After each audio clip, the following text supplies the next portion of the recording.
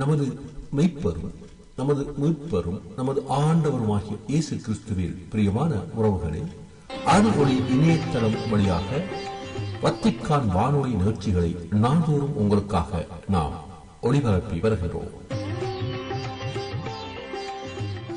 அருள்ஒளி இணையதளத்திற்காக தொகுத்து வழங்குபவர் உங்கள் அன்பிற்கினிய பேசால் தாஸ்.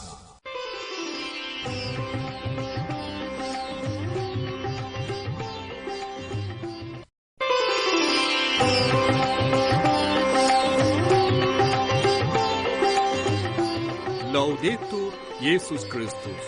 இயேசு கிறிஸ்துவுக்கு புகழ். தமிழ் கூறும் நல்லுலகில் வாழும் அனைத்து அன்புள்ளங்களுக்கும் வத்திக்கான் வானொலியின் வணக்கம். இறைவன் உங்கள் உள்ளத்தையும் இல்லத்தையும் தன் அன்பாலும் அருளாலும் அமைதியாலும் இன்றும் என்றும் நிரப்புவாராக.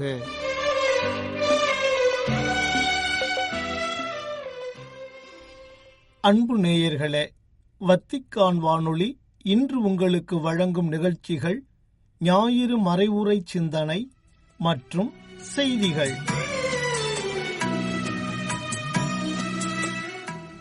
தவக்காலம் 4ஆம் ஞாயிறு.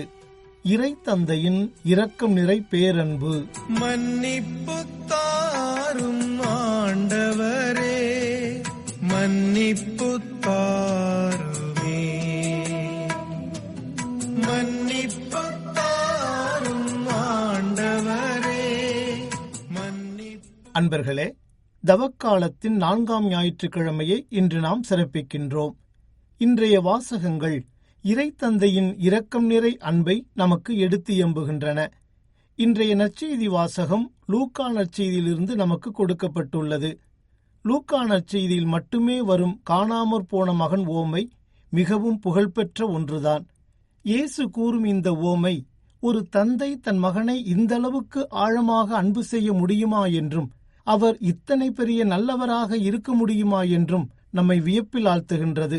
இந்த ஓமை குறித்து நாம் சிந்திப்பதற்கு முன்பு யாரை முன்னிறுத்தி இயேசு இந்த ஓமையை கூறுகிறார் என்பதையும் நாம் கணக்கில் கொள்ள வேண்டும்.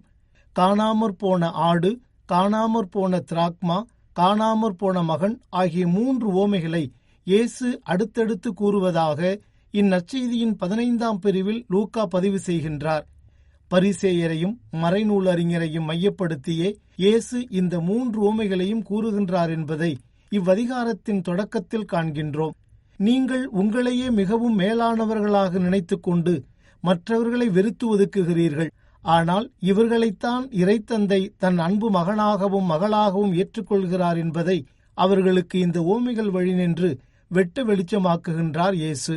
அவர் கூறும் இந்த காணாமற் போன மகன் ஓமை மனம் வருந்துதல், திரும்பி வருதல், விருந்தில் பங்கு பெறுதல் ஆகிய 3 முக்கிய கருத்துக்களை உள்ளடக்கியிருக்கின்றது. முதலாவதாக தன் பாவத்திற்காக மனம் வருந்துதல். பாவங்களுக்காக மன்னிப்பு பெறுவதற்கான முதல் நிலை இதுதான். ஏனென்றால் வருந்தாத மனம் திருந்தாது என்பார்கள். இளைய மகன் பன்றிகளை மேய்த்துக்கொண்டு அவை தின்னும் நெற்றுகளால் தம் வயிற்றை நிரப்ப விரும்பிய போது அதை கூட அவருக்கு கொடுப்பார் இல்லை என்ற நிலை வரும்போதுதான் அவர் தனது பாவ வழிகளை அறிகிறார். இந்நிலையில் அவர் அறிவு தெளிந்தவராய், என் தந்தையின் கூலியாள்களுக்கு தேவைக்கு மிகுதியான உணவு இருக்க நான் இங்கு பசியால் சாகிறேனே என்று கூறி தன் பாவத்திற்காக மனம் வருந்துகிறார். சக்கேயுவின் மனமாற்றத்திலும் இதைத்தான் நாம் பார்க்கின்றோம். சக்கேயு எழுந்து நின்று, ஆண்டவரே, என் உடைமைகளில் பாதியை ஏழைகளுக்கு கொடுத்து விடுகிறேன். எவர் மீதாவது பொய்க்குற்றம் சுமத்தி எதையாவது கவர்ந்திருந்தால் நான் அதை 4 மடங்காக திருப்பிக் கொடுத்து விடுகிறேன் என்று இயேசுவிடம் கூறுகிறார். பரிசேயரும் வரித்தண்டுபவரும் பற்றிய ஓமையில் வரித்தண்டுபவர் தொலையில் நின்று கொண்டு வானத்தை அண்ணாந்து பார்க்க கூட துணியாமல் தன் மார்பில் அடித்துக்கொண்டு, கடவுளே, பாவியாகிய என் மீது இறங்கியருளும் என்று கூறி தன் பாவத்திற்காக மனம் வருந்துகிறார். இரண்டாவதாக தந்தையிடம் திரும்புதல். திருந்தி வா, திரும்பி வா என்று கூறுவார்கள். முதல் படியிலேயே மனமாற்றம் நின்று போய்விடக்கூடாது. நான் மாபெரும் தவறிழைத்து விட்டேன், நான் அப்படியெல்லாம் செய்திருக்கவே கூடாது, அறிவற்றதனமாக நான் நடந்துவிட்டேன், இனி என் வாழ்க்கையில் என்ன பெரிதாக நடந்துவிடப் போகிறது, எப்படியோ வாழ்க்கையை நடத்த வேண்டியதுதான், நான் செய்த பாவத்திற்கான தண்டனைதான் இது என்றெல்லாம் கூறி நம் மனமாற்றத்தின் உண்மைத்தன்மையை இழந்துவிடக்கூடாது. அதாவது நமது மனமாற்றம் நம்மை நம்பிக்கையற்ற நிலைக்குள் தள்ளிவிடக்கூடாது. மாறாக அது நம்மை நம்பிக்கை நிறைந்த அடுத்த கட்டத்திற்கு கொண்டு செல்ல வேண்டும். இப்பொழுதாவது உண்ணா நோன்பிருந்து அழுது புலம்பிக் கொண்டு உங்கள் முழு இதயத்தோடு என்னிடம் திரும்பி வாருங்கள் என்கிறார் ஆண்டவர் என்றும், இஸ்ரவேலே, உன் கடவுளாகிய ஆண்டவரிடம் திரும்பி வா, நீ உன் தீச்செயலால் வீழ்ச்சியுற்றாய். இம்மொழிகளை ஏந்தி ஆண்டவரிடம் திரும்பி வந்து இவ்வாறு சொல்லுங்கள்: தீவினை அனைத்தையும் அகற்றியறலும், நன்மையானதை ஏற்றுக்கொள்ளும், நாங்கள் எங்கள் வாய்மொழியாம் கனிகளை உமக்கு அளிப்போம் என்றும், என்னிடம் திரும்பி வாருங்கள் என்கிறார் படைகளின் ஆண்டவர் என்று ஆண்டவராம் கடவுள் உரைப்பதாகவும், நீர் எல்லாம் வல்லவரிடம் திரும்பி வருவீராகில் நீர் கட்டி எழுப்பப்படுவீர் என்று யோபு கூறுவதாகவும் நாம் திருவிவிலியத்தில் வாசிக்கின்றோம். மேலும் திரும்பி வருதல் என்பது ஏதோ கடமைக்காக வருதல் என்று அர்த்தமல்ல. மாறாக இறைத்தந்தையின் ஆழமான அன்பையும் அவருடைய நன்மைத்தனங்களையும் உணர்ந்து வருதல் என்று இது அர்த்தப்படுகிறது. ஆகவே உண்மையில் மனம் வருந்தி திரும்பி வரும் இந்நிலைதான் மீண்டும் நம்மை பாவத்தில் விழாமல் காப்பாற்றும் என்பது திண்ணம். காணாமற் போன மகன் ஓமையில் தனது தந்தையின் கனிந்த அன்பையும் இரக்கம் நிறை செயல்களையும் ஆழ்ந்துணர்ந்தவராக உண்மையான மனமாற்றம் பெற்று தன் தந்தையிடம் திரும்பி வருகிறார். இது மட்டுமன்றி, தன் தந்தையை மீண்டும் சந்திக்கும் போது அவரிடத்தில் என்ன சொல்லி மன்னிப்பு கேட்க வேண்டும் என்றெல்லாம் தன்னை தயார்படுத்திக் கொள்வதையும் பார்க்கின்றோம்.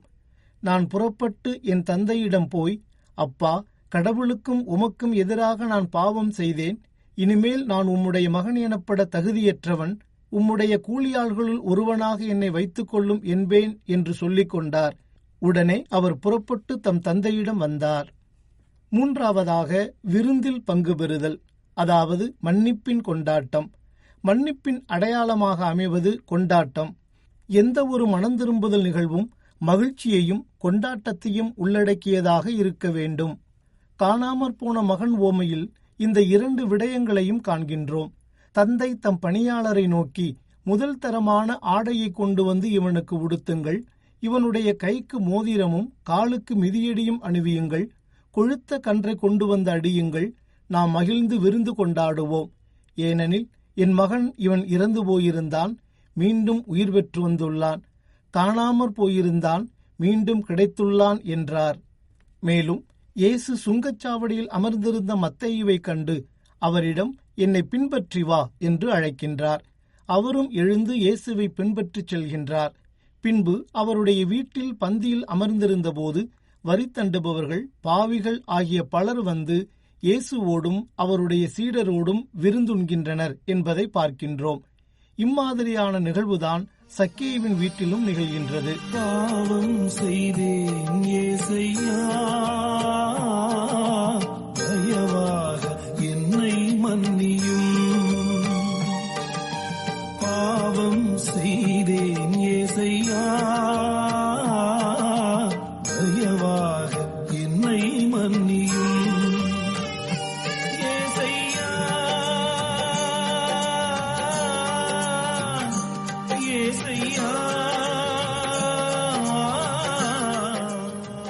அன்பர்களே, காணாமல் போன மகன் திரும்பி வந்தபோது அவனது தந்தை அவனுக்கு புதுவாழ்வு அளித்தது போல இயேசுவும் நமக்கு புதுவாழ்வு அளிக்கின்றார்.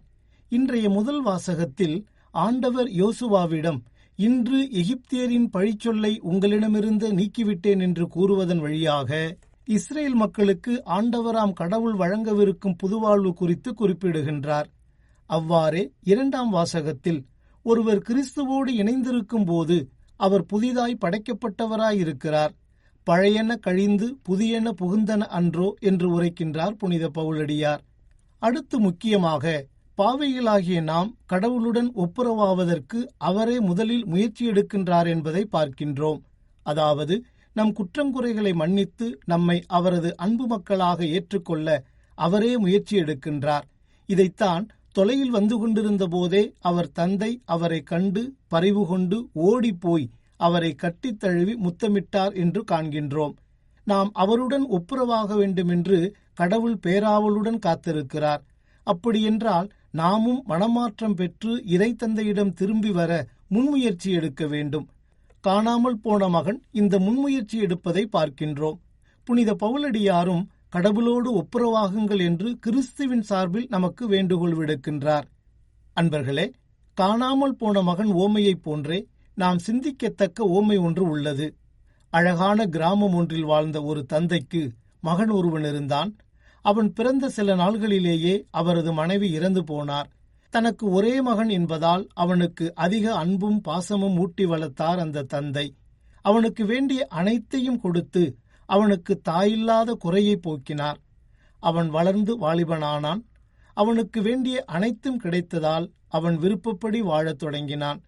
பல தீய நண்பர்களோடு பழகி தீய நட்பை வளர்த்து கொண்டான். ஒரு நாள் தனது தந்தை தனக்காக சேமித்து வைத்திருந்த பணத்தையெல்லாம் எடுத்துக்கொண்டு தன் தீய நண்பர்களுடன் தொலைதூரத்திற்கு ஓடிப்போனான். அங்கு தாறுமாறாக வாழ்ந்து தன்னிடம் இருந்த பணத்தையெல்லாம் செலவழித்தான். அவனிடமிருந்த பணமெல்லாம் தீர்ந்து போனதும் அவனுடைய நண்பர்கள் அனைவரும் அவனை விட்டுவிட்டு ஓடிப்போயினர். அப்போது யாருமே இல்லாத ஆதரவற்றவனாக அவன் மாறியபோதுதான் தனது தந்தையின் அளவிட முடியாத அன்பை உணர்ந்தான். இப்படிப்பட்ட தந்தைக்கு இவ்வளவு பெரிய துரோகத்தை இழைத்து விட்டோமே என்றெண்ணி மனமெதும்பி அழுதான். உடனே தனது தந்தைக்கு கடிதம் ஒன்றை எழுதினான். அப்பா, உங்கள் அன்புக்கும் நம்பிக்கைக்கும் எதிராக நான் செய்த பாவத்திற்காக மனம் வருந்தி மன்னிப்பு வேண்டுகிறேன். என்னை மன்னித்து ஏற்றுக்கொள்வீர்களா? உங்களை காண வேண்டும் என்று என் மனம் பேராவல் கொள்கின்றது. உங்களை சந்தித்து உங்கள் கால்களை பற்றி கொண்டு நான் செய்த பாவங்களுக்காக கதறி அழ வேண்டுமென எனது மனம் துடிக்கின்றது. என்னை அனுமதிப்பீர்களா அப்பா? இந்த கடிதம் உங்கள் கரங்களில் கிடைத்த ஓரிரு நாள்களில் உங்களை காண வருவேன். நீங்கள் என்னை உண்மையிலேயே மன்னித்து ஏற்பதாக இருந்தால் அதன் அடையாளமாக நமது வீட்டிற்கு முன்புறம் உள்ள ஆலமரத்தின் மேல் ஒரு வெள்ளை நிற கொடியை கட்டி வையுங்கள். நான் உங்களிடம் திரும்பி வரும்போது ஒருவேளை அந்த மரத்தில் வெள்ளை கொடியை நான் காணவில்லை எனில் நீங்கள் என்னை மன்னித்து ஏற்க விரும்பவில்லை என்பதை புரிந்து கொண்டு உங்களிடமிருந்து நான் நிரந்தரமாக விலகிவிடுவேன் என்று அந்த கடிதத்தில் எழுதியிருந்தான். அவன் கடிதத்தில் கூறியதுபடியே ஓரிரு நாள்கள் கழித்து தன் தந்தையை காண புறப்பட்டு வந்தான். அவன் வீட்டை நெருங்கியதும் அந்த ஆலமரத்தில் வெள்ளை நிற கொடி தெரிகிறதா என்று அண்ணாந்து பார்த்த அவன் வியப்பில் ஆழ்ந்து போனான். காரணம், அந்த ஆலமரம் முழுவதும் அவனது தந்தை எண்ணற்ற வெள்ளை நிற கொடிகளை கட்டி வைத்திருந்தார். தன் மகனின் வருகைக்காக பேராவலோடு காத்திருந்த அந்த தந்தை அவன் வீட்டை நெருங்கி வருவதைக் கண்டதும் ஓடோடிச் சென்று அவனை கட்டியணைத்து முத்தமிட்டார். ஆம், அவர் மரத்தில் கட்டியிருந்த ஒவ்வொரு வெள்ளை நிற கொடியும் தன் மகன் மீது அவர் கொண்டிருந்த அளவற்ற அன்பையும் பரிவிரக்கத்தையும் பாசத்தையும் அவனுக்கு வெளிப்படுத்தியது. மேலும் தன் மகன் திரும்பி வந்ததால் பெருமகிழ்வடைந்த அவனது தந்தை அவ்வூர் மக்கள் அனைவருக்கும் மாபெரும் விருந்தொன்றை படைத்தார் என்று அக்கதை நிறைவடைகின்றது. ஆம் அன்புக்குரியவர்களே, இம்மண்ணுலக தந்தையே பாவியான தன் மகன் மீது இந்தளவுக்கு அன்பு காட்ட முடிகிறது என்றால் விண்ணுலகத் தந்தை பாவிகளாகிய நம்மீது எந்தளவுக்கு அன்பு காட்ட முடியும் என்பதை எடுத்துக்காட்டவே காணாமல் போன மகன் என்ற ஓமையை கையாள்கிறார் இயேசு. ஆகவே நம் இறைத்தந்தையைப் போன்று நாமும் இரக்கம் நிறை மனதுடன் பிறரை நிபந்தனையின்றி மன்னித்து ஏற்றுக்கொள்வோம். மன்னிப்பு கேட்கத் தெரிந்தவர் மனம் திருந்தி வாழ்வார். மன்னிப்பு கொடுக்க தெரிந்தவர் மனம் மகிழ்ந்து வாழ்வார். மன்னிப்பு கேட்பதற்கும் மன்னிப்பு கொடுப்பதற்கும் இதன் வழி பிறருடன் ஒப்புரவாவதற்கும் நாம் கற்றுக்கொண்டால் நமது வாழ்வு கிறிஸ்துவுக்கு ஏற்றதாக அமையும் என்பது திண்ணமன்றோ. ஆகவே இறைத்தந்தையைப் போல மன்னிக்கும் மனமும் இளைய மகனைப் போல மன்னிப்பு வேண்டும் மனமும் பெறுவோம். அதற்கான அருளை ஆண்டவர் இயேசு நமக்கு அருள வேண்டுமென்று இந்நாளில் ஒன்றிணைந்து இறைவேண்டல் செய்வோம்.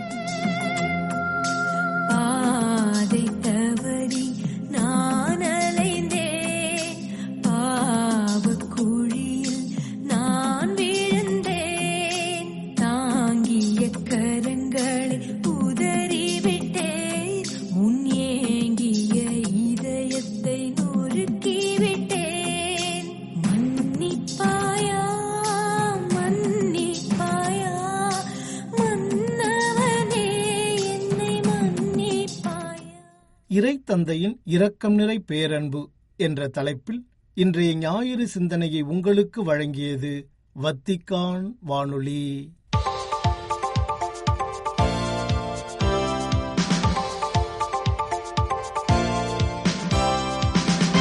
செய்திகள். இறைவன் எப்போதும் நம்முடன் நடக்கின்றார், நமது சோதனை நேரங்களில் நம்மை தாங்குகின்றார். அவரது அமைதி மற்றும் அன்பின் சான்றுகளாக இருக்க நம்மை அழைக்கின்றார் என்ற மகிழ்வை எடுத்துரைக்கும் அடையாளமாக திருப்பயணம் இருக்கின்றது என்று எடுத்துரைத்துள்ளார் திருத்தந்தை பிரான்சிஸ்.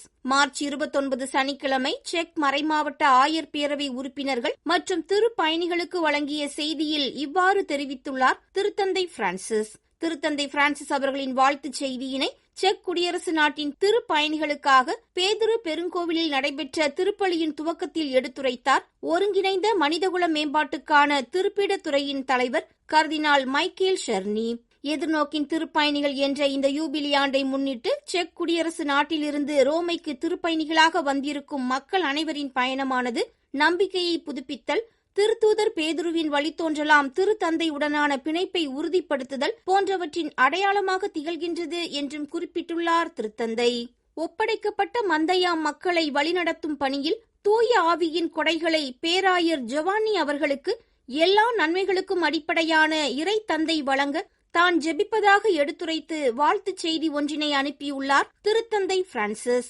மார்ச் 29 சனிக்கிழமை டிரானா, துர்ஸ் மற்றும் அல்பேனியாவின் உயர் மறைமாவட்ட பேராயராக உயர்த்தப்பட்டிருக்கும் பேராயர் ஜொவானி அவர்களுக்கு இவ்வாறு குறிப்பிட்டு வாழ்த்துச் செய்தி ஒன்றினை அனுப்பியுள்ள திருத்தந்தை பிரான்சிஸ் அவர்கள், சான்றுள்ள கிறிஸ்தவ வாழ்வு மற்றும் நற்செய்தி அறிவிப்பு பேரார்வம் கொண்டு வாழ்ந்து மறைந்த அல்பேனிய முன்னாள் பேராயர் அனஸ்தாஸின் வழித்தோன்றலாக பணிகளை செய்யவும் வாழ்த்தியுள்ளார். மறைந்த பேராயர் அனஸ்தாஸ் தனது பணிக்காலத்தின் போது வெவ்வேறு தளத்திரு அவைகள் மற்றும் துறவற மரபுகளை சார்ந்த ஆண்கள் மற்றும் பெண்களின் அமைதியான மற்றும் இணக்கமான வாழ்வுக்காக தன்னை அர்ப்பணித்தவர் என்றும் பல்வேறு செயல்களின் வழியாக தன்னை வேறுபடுத்தி காட்டியவர் என்றும் எடுத்துரைத்துள்ளார் திருத்தந்தை. மனமாற்றம், மன்னிப்பு என்னும் இரண்டின் வழியாக நமது கண்களில் உள்ள கண்ணீரை கடவுள் துடைக்கின்றார் என்றும் அவைகள் பாவிகளை திரு அவை அணைக்கும் கரங்கள், இவ்வுலக பாதையில் நடக்க உதவும் கால்கள் என்றும் எடுத்துரைத்துள்ளார் திருத்தந்தை பிரான்சிஸ். மார்ச் 29 சனிக்கிழமை இறை இரக்கத்தின் மறைப்பணியாளர்களுக்கான யூபிலியை முன்னிட்டு அருள் பணியாளர்களுக்கான திருத்தந்தை பிரான்சிஸ் அவர்களின் யூபிலி சிறப்பு செய்தியினை புதிய வழிகளில் நற்செய்தி அறிவித்தலை ஊக்குவிக்கும் திருப்பீடத் துறையின் தலைவர் பேராயர் ரீனோ பிசிகெல்லா அவர்கள் எடுத்துரைத்தார். எல்லையற்ற அன்பில் உயர்ந்தவரான கடவுள் நம் அனைவரையும் மனமாற்றத்திற்கு அழைக்கிறார். எப்போதும் தம்முடைய மன்னிப்பால் நம்மை புதுப்பிக்கின்றார் என்று சுட்டிக்காட்டியுள்ள திருத்தந்தை அவர்கள், உலக மீட்பராகிய இயேசு தமது தூய ஆவியாரின் வல்லமையால் அவரை நாம் பின்பற்றி நடப்பதற்கான வழியை நமக்கு திறக்கின்றார் என்றும் எடுத்துரைத்துள்ளார். கடவுளின் அன்பானது ஓர் உயிருள்ள சுடரைப் போல நமது வாழ்க்கை பயணத்திற்கு பலம் அளிக்கின்றது என்றும், திருப்பயணங்கள் கடவுளின் அன்பை மேலும் மேலும் புரிந்து கொள்ளவும் வரவேற்கவும் உதவுகின்றன என்றும் எடுத்துரைத்துள்ளார் திருத்தந்தை பிரான்சிஸ். மார்ச் 29 சனிக்கிழமை திருப்பயணிகளாக ரோமைக்கு வருகை தந்திருந்த ரியத்தி மறைமாவட்டத்தை சார்ந்த இறை மக்களுக்கான வாழ்த்துச் செய்தியில் இவ்வாறு தெரிவித்துள்ளார் திருத்தந்தை பிரான்சிஸ். கடவுளின் அன்பை பிரதிபலிக்க அழைக்கப்பட்டுள்ள நாம் ஒவ்வொருவரும் பலவீனமான மற்றும் மிகவும் தேவைப்படும் மக்களுக்கு கடவுள் அன்பின் சான்றுகளாக இருக்க அழைக்கப்படுகின்றோம் என்றும் குறிப்பிட்டுள்ளார் திருத்தந்தை. தென்கிழக்கு ஆசியாவில் உள்ள மியான்மார் மற்றும் தாய்லாந்தில் ஏற்பட்ட நில அதிர்ச்சியால் ஏராளமான உயிரிழப்புகள் மற்றும் அதிகமான பேரழிவுகள் ஏற்பட்டது குறித்து பாதிக்கப்பட்ட மக்களுக்கு ஆழ்ந்த வருத்தம் தெரிவித்து இரங்கல் தந்தி ஒன்றினை அனுப்பியுள்ளார் திருத்தந்தை பிரான்சிஸ். மார்ச் 28 வெள்ளிக்கிழமை மியான்மார் மற்றும் தாய்லாந்தில் ஏற்பட்ட நில அதிர்ச்சியால் ஏறக்குறைய 1000 பேர் இறந்துள்ள நிலையில் அவர்களின் ஆன்மா இறைவனில் நிறையமைதி பெற வேண்டி அனுப்பப்பட்ட திருத்தந்தையின் இரங்கல் தந்தியானது திருப்பீடச் செயலர் கர்தினால் பியத்ரோ பரோலின் அவர்களால் கையொப்பமிடப்பட்டுள்ளது. இறந்தவர்களின் ஆன்மாக்களுக்காக ஜெபிப்பதாகவும் துயரத்தால் பாதிக்கப்பட்ட அனைவருக்கும் தனது ஆன்மீக நெருக்கத்தினை உறுதியளிப்பதாகவும் அவ்விரங்கல் தந்தி செய்தியில் எடுத்துரைத்துள்ள திருத்தந்தை அவர்கள், பாதிக்கப்பட்டவர்கள் மற்றும் அவசரகால மீட்பு பணியில் ஈடுபட்டிருக்கும் அனைவரும் தூய இறைவனின் வல்லமையுள்ள கொடையாகிய வலிமையையும் விடாமுயற்சியையும் பெற்று வாழ ஜெபிப்பதாகவும் குறிப்பிட்டுள்ளார். தென்கொரியாவின் பல்வேறு பகுதிகளில் பரவி வரும் காட்டுத் தீயினால் ஏற்படும் உயிரிழப்புகள் மற்றும் பேரழிவுகளுக்கு ஆழ்ந்த வருத்தம் தெரிவித்து இரங்கல் தந்தி செய்தி ஒன்றினை அனுப்பியுள்ளார் திருத்தந்தை பிரான்சிஸ்.